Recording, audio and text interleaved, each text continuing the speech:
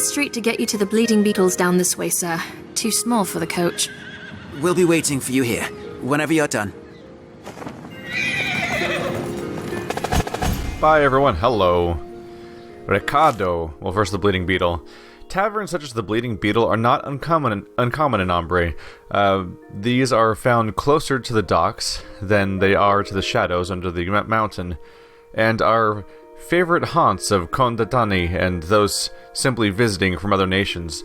The lack of Masquerada that come by is easily explained. Taverns such as this are for the poor and the rowdy, and few Masquerada would deign to associate themselves too closely with such common folk. Where are you in here? Alright, Ricardo and Alina too. The despondency of life in the streets, the life of the Contadani, is a powerful force. It whittles away hopes and dreams, it saps energies and buries lusts for life. I have seen it in action all too often, and have had enough personal experience with this dread force to be familiar with it. My family used to live on the verge of life, and on the verge between life and this state of existence. Death is not a good word to describe it, for we still breathed and moved and ate and slept. But there was a point when we had almost stopped dreaming, almost stopped hoping, almost turned into one of those countless others who walked around their shoes filled with invisible lead, their shoulders supporting unseen weights, their eyes, and that was where you could always see it, their eyes were empty shells, carapaces, carcasses left in the wake of this terrible force. It happened so often that I had grown numb to it. And then these two came along. Lodged somewhere deep behind their brown irises was a glimmer, and nothing more, lest it seemed dangerously obvious, of a dream. As I watched them more carefully, I realized the spark showed itself in other facets of the twins as well, in their banter, in the corners of their mouths, in the way they spoke of the future. Something had shielded this treasure so that so many others had lost, and though I might not readily admit it, I found myself somewhat envious of them. Perhaps naivete has been their shield. They are still young, and perhaps there will come a time when their eyes no longer smile the way they do now. With all that is said, however, after they asked me to allow them to practice the Visiva, how could I say no? Certainly, there's the obvious reason. I now have an Antigone Nefebra at my disposal, but it's much more than that, and even as I write this, I chide myself for being such a sentimentalist. A pair of young twins out to chase their dreams, any other man with a more steeled heart than me would spare them the pain that awaits them in the future. Tell them that they stand no chance of earning a living. After all, they aren't even Masquerada. How would they test the efficacy of their creations? But what can a man do? If his heart cries out at such a sight, one only need look at the light in their eyes to understand why it's moved me such. Perhaps a selfish part of me wants to see them happy so that I might vicariously live through their joy. Perhaps another part of me knows that their smiles will not last, and so urges me to treasure them while I can. Whatever the case, spending too much time on them is unwise. I will let them do as they please, while we can afford it. So he's trying to be realistic about it, but also, like, people are hopeful and inspired about something. Like, it's hard to get past that. Like, everyone's beaten down in the entire walk of life, and he's seen it himself. It's just ahead. Hello, doggy. Oh. That's him. The one with the flute. He's good. Among the city's best. We should get closer. Anything else around the room? Just want to check. You're not sneaking by me, Codex entries. Ha ha! There's a secret masquerine down here. Sneaky, sneaky. Might as well look at it, but there's not much else to do with it right now. Grotesque. Is that just grotesque? Normally not an S at the end.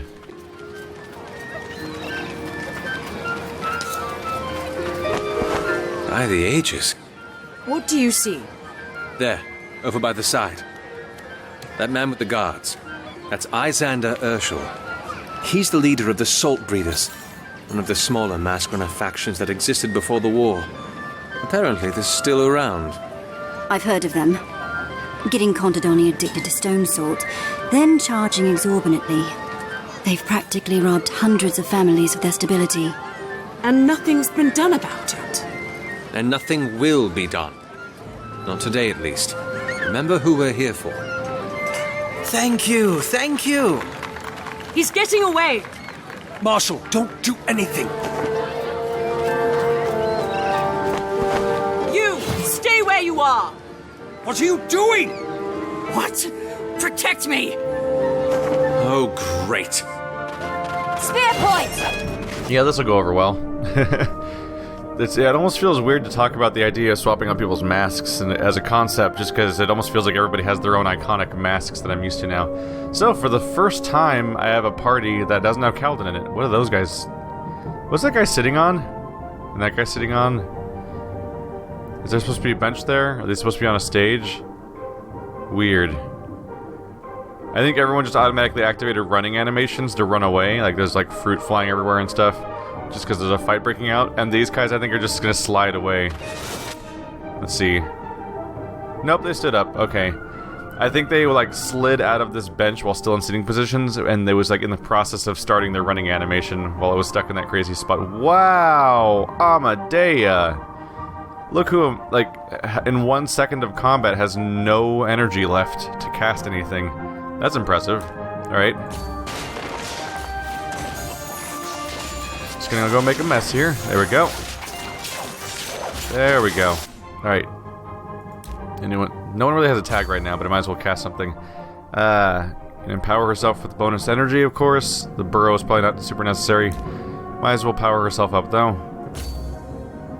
Everyone else is rather busy at the moment.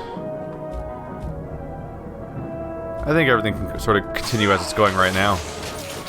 No, let's have you not chase people so far. Just help focus fire before we get confused here. Alright, now you guys can join in and take this guy down while the other one keeps them busy. Or not. Okay, sure. I have other ways of dealing with this, though. I don't have the charge for that. I was gonna say, let's do the burrow and sneak behind. Okay. You go help out over here. There we go. Yeah, we can't really reach him, unfortunately. I can sort of throw stuff at him. Yeah, I can interrupt spells and stuff like that.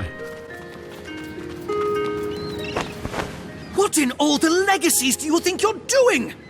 That man is Izander. I know who he is, damn it. He has a contract on his head for blood's sake. You mean that... Forget it! I see you're with Ombrian. You're here for the Bloodless? Yes.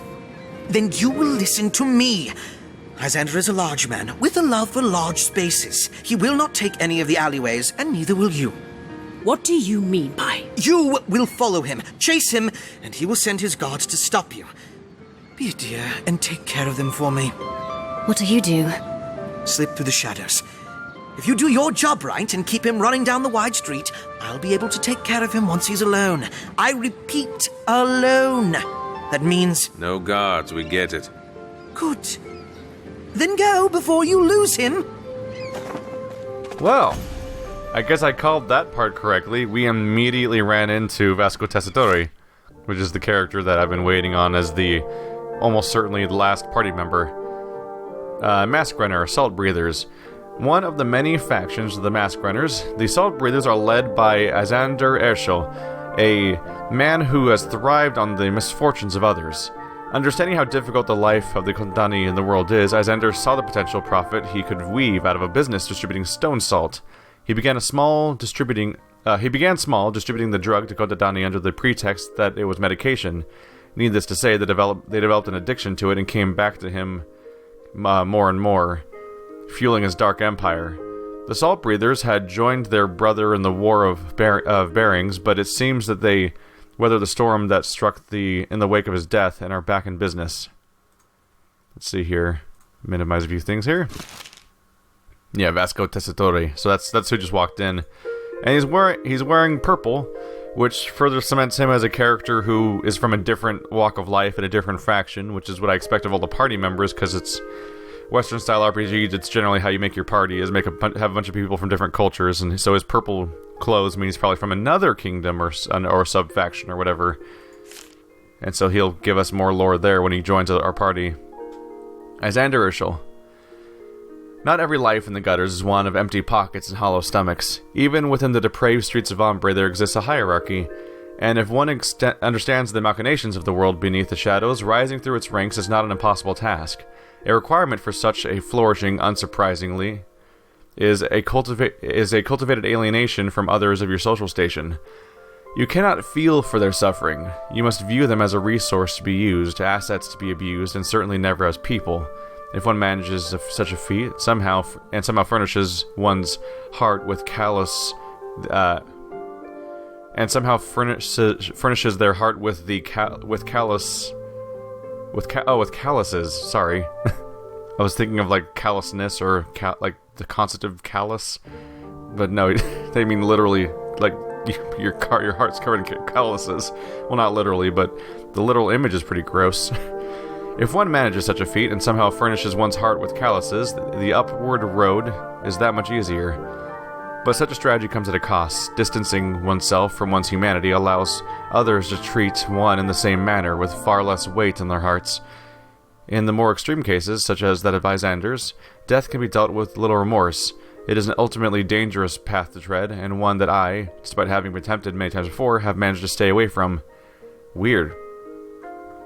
They talk about demonization and distance from people, but oddly enough, it's under the heading of a person's name, and that person's name does not... their Codex entry doesn't expand on their personality in any real capacity, which is interesting. Any new stuff pop up because of the events? Nope. Dogs don't give a crap. They're probably happy that there's food all over the floor. It's interesting there was nothing there about him himself, but that kind of is informed by the fact that the Codex entry itself was about being distanced and not caring about people. Stop! There's 3 of them. We can take them on. Protect me! Come at me! Yeah, we can take them on, no big deal. As shown by the fact that we took out all your other friends a second ago. You're gonna be fine, don't worry. Everything's fine. I mixed up my characters a little bit. I meant to summon Sandrakes. Whoops. Okay, there's actually a lot of bad guys right now. He's summoning fire clones. That's crazy looking. Alright, let's try to finish this guy off real quick. While he's low. Should we focus fire on fire clones, or should we just deal with the other ones? I don't know if the clones can be defeated directly or not. Let's focus on this human character in the middle. There we go, they went down fast. That's good. I feel somewhat restricted right now because I don't have a character who can heal, which is a little concerning.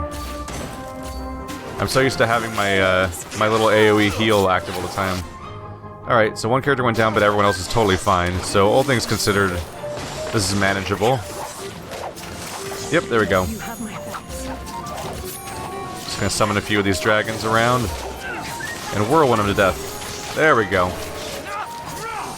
Not much left of him now. Why are we letting him get away? Don't let him get away! And then he just runs away, like, unopposed. Stop! I can't run. We have to fight! Oh, we're apparently doing waves of this now. Oh, but he's got 89. He's starting the fight with 89% health? That's strange.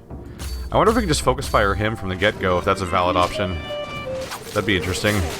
Because he seemed to go down pretty quickly. And maybe that would skip the follow-up phases or something. It's a bummer that my mask charge went away, because I wanted to use that against him. Innervate, let's use that. Oopsie. Let's pick her back up. Just need a few seconds. Oh, he's down now. Alright. So maybe attacking him directly is a bad idea. Did he run off the map? I think he ran off the... He did run off the map. Oh, weird. This is a weird way of presenting information. So he ran away because we defeated him. That's why that tiny health bar was that was draining. But he still has a health bar up here, because despite having his name, this health bar just represents this entire encounter as a whole. It's like the strength of his forces. kind of like Dynasty Warriors, actually, where like there's a meter that represents your army and a meter that represents your enemy's army in its entirety. That's weird. Okay, yeah, you can see its health going down, but that's not Urshel. Urshel ran away. We already defeated him. Let's see, it's 1 point. Can I get much done with 1 point? So you have 2. I can probably do something with you. So damage boost for changing stances. Increase the range of his attack. Ooh, by 15 meters. That's pretty good. Spawns an extra twister. Not bad. These would cost more. I do like the idea of giving... I do like the idea of his dragon attack having AoE, but I also might want to get a new skill to add to the pile, because right now his other things hit cooldowns. I do kind of want Fissure. No, that's not what I was thinking. I was thinking of the Earthquake. Where is that? Tremor. Channels a powerful quake. It deals 15 base damage per second for 5 seconds to all enemies within 5 meters. The idea of doing an AoE over time sounds like it'd be helpful. I like the idea of having him specialize in just wiping out large groups of people, hopefully. So I think I want to go with that. Let's do it. There, fun new trick. Alright, how you doing? 1 point, probably can't do anything with that. 1 point, 1 point. Yeah, we'll wait for later on these guys. Any new entries? Nope, I don't think so. Alright.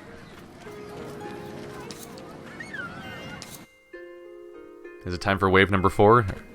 There, ahead. Going somewhere?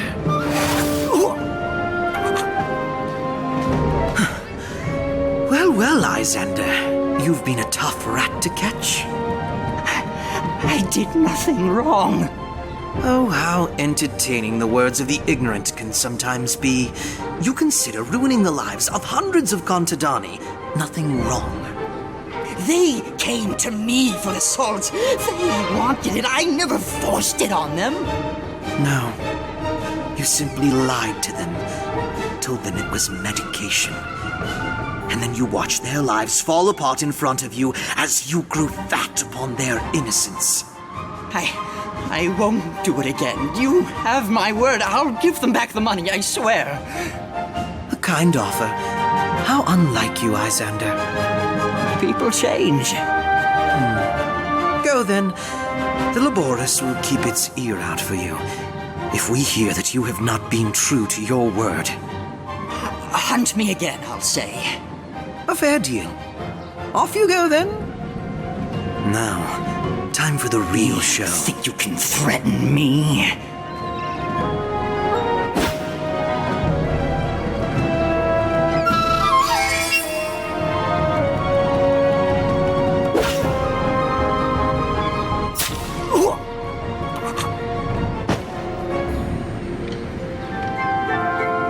So much cleaner for the heart when they fall upon their own blade, wouldn't you say? You knew he was going to try that. Of course I did. Stick around in my vein of work long enough, and you learn that people like that never change. But the lot of you clearly haven't been in this vein for very long. Silence, bloodling. And you are in a position to say such a thing. You who ruined the entire plan. As if you even had a plan. You're nothing but... Lysander Urshel is a man of habit and a man of fine hearing. After every strong performance he witnesses, he retreats to his abode in the dim way, intent on scribing out the music. This is the only time you will ever catch him without his guards, the time when his neck is most ripe for the cutting. So yes, O Golden One, I had a plan. But come, enough talk of the dead. You've helped me clear a contract. I suppose introductions are at least necessary? My name is Vasco Tessitore, bloodling of the Laboris Salis. And I... Inspectore Cicero Gavar of the Registry, Amadea Invidius, Initiate of the Dieci Sovrani, and Lumbering Cow, Mistake of the Luca Infinita. How dare you! Hold, Marshal. We've come with a purpose. Do not forget that. We need to speak with the Bloodless. I'd guessed as much when I saw Amadea with you. Though I am curious to ask, such strange company you're keeping, my dear. Well, the winds of change are blowing strong. And the paths of the supple carried along. I see. Well... Oh, don't stop there. I'm I'm sorry? Certainly you'll not quote one half of the song without the other. The branches of death lull to its beat, And in their wake do the sleepers weep. Oh, truly, what a choice of companion on the day. You know the song? My brother taught it to me, yes. It seems you've forgotten who I am. I'm afraid I had. Excuse me, what is going on? Nothing, Marshal. Just exchanging words about an old ditty. But enough of that. I'm sure we'll have more time to talk later, yes? Of course. We'll head back to the estiguary. We can all speak a little bit more then. A question, Bloodling, before we talk business. Aye, sir? You sing songs and tell tales of the lives of others, yes? That I do. I also eat and drink and sometimes sleep. Have you ever heard of a young boy who went by the name of Jabs before? His mother had been a dirge in the Laboris as well. Talia Victus. Not names that chime in my memory, no. Why? It sounds strange, but you remind me a little of him. He must be quite the fetching man. Oh, if he were alive, perhaps. Oh, I'm sorry to hear that. It has been enough years for that wound to close. Forget I ever brought it up.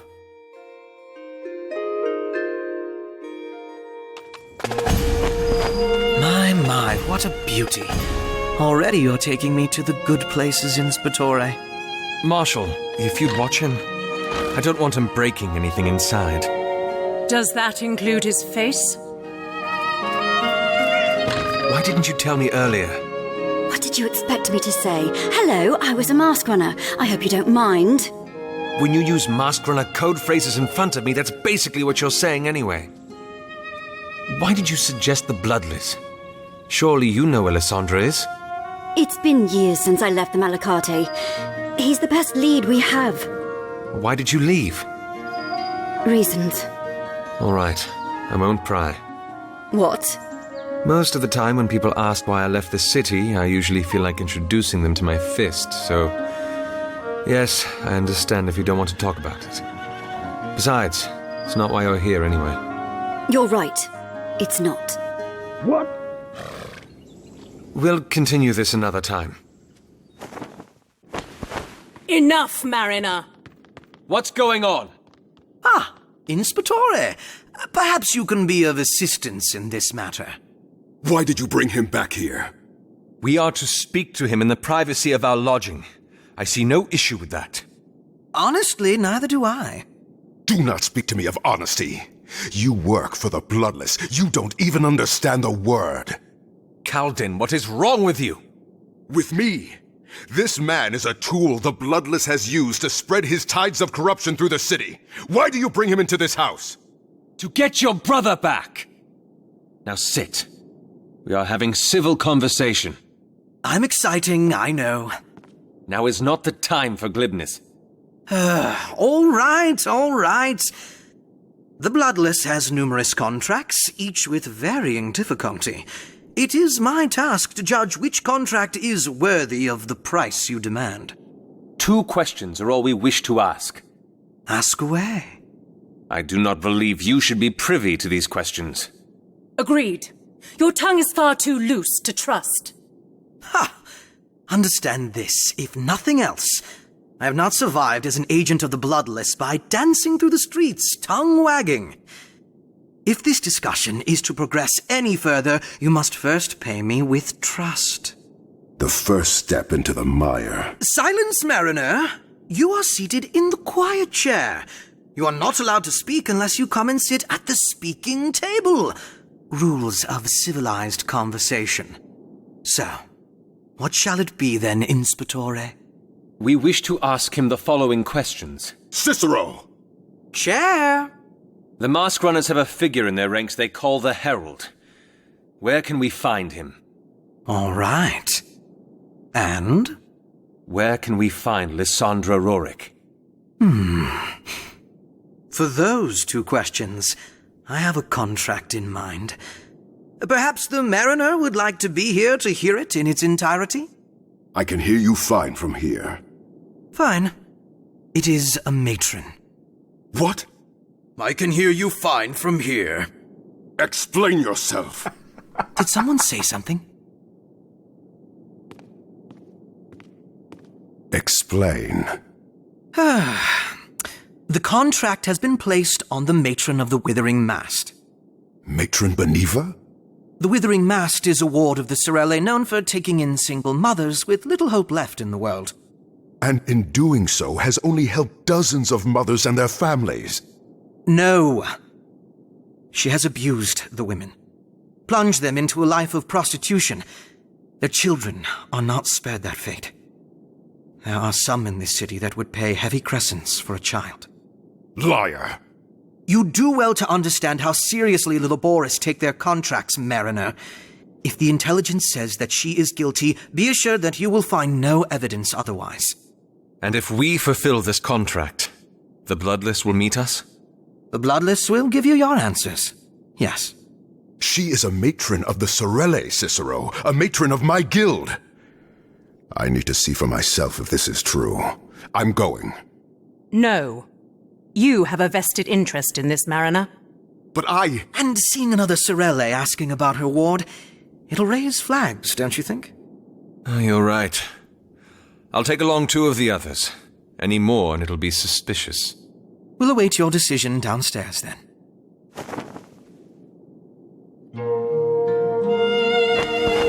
Quite a temper back there. The man brings dark tides, and I do not like it.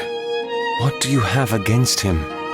Some burdens are better borne on the shoulders of many. Mine are not such burdens. But I appreciate the thought. Razatov is somewhere out there, and I need your mind on this. Fully. I can see dark clouds in your eyes. You are drifting from this investigation. I don't want that. Whatever these burdens of yours are, if you ever think sharing them might help. The others are waiting for you.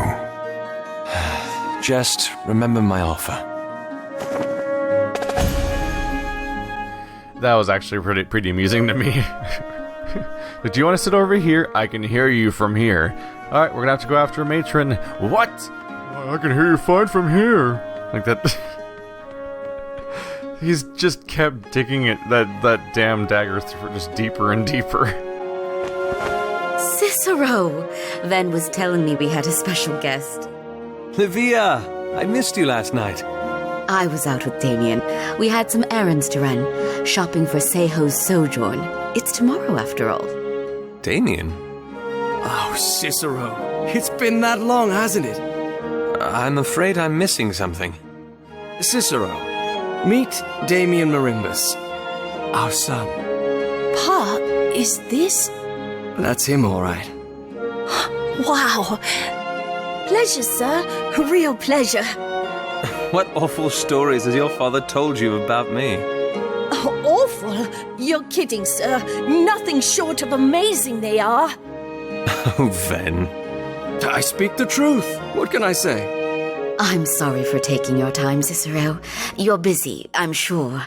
And we have preparations to make for the festival, but it was nice seeing you again. And you as well, Livia. You won't be going off from here anytime soon, will you? No, we'll be seeing you around, Cicero. Don't worry. Excellent. Then until next time.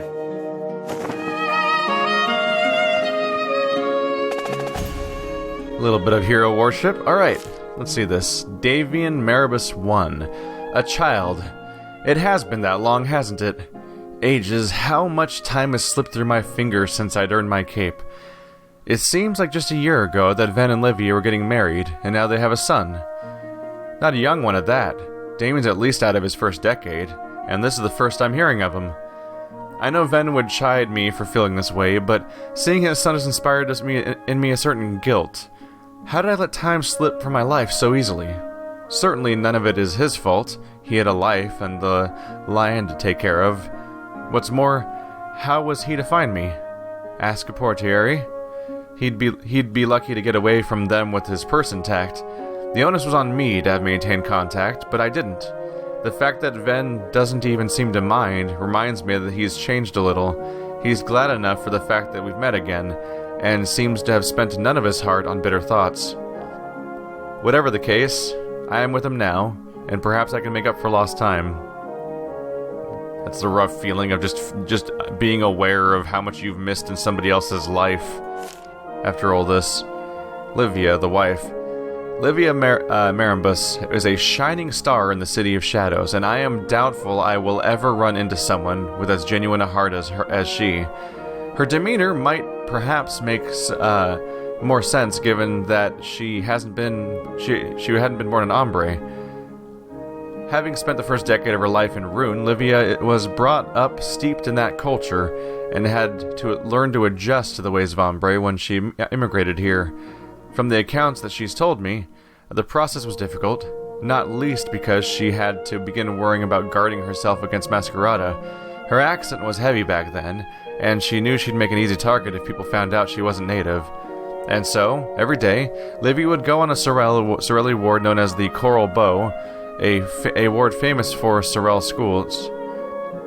A ward famous for Sorel schools, and would eavesdrop on matrons and sisters teaching children to read and write. It wasn't long before she spoke Ombric like a native. So she immigrated, then she had to basically learn the local accent and nail all of that just so that she could not be stopped and interrupted the whole time. Let's see, focus arcs, flanking, and backstabbing. I think we already know all this, don't we? Characters with focus shields are defended by that in the front. They don't hit them everywhere. That's the whole point of attacking from behind. I figured that out like immediately. Let's see. Flanking goes straight to health instead of focus. Right, it's just talking about how you can defeat somebody without even depleting their focus if you're able to flank them and everything.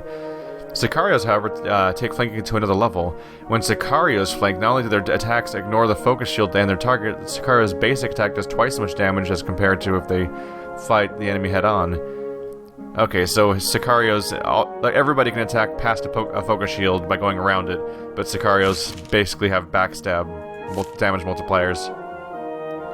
Vasco Tessitore. The Dirge is quite the character. Rarely in my life have I come across anyone that managed to be at once so flippant and yet so deliberate, so full of life, but yet so unhesitant to deal with death. Perhaps it is a consequence of working for the Bloodless, but I would not be surprised if his chameleonic personality is what allowed him to thrive in the world of masks.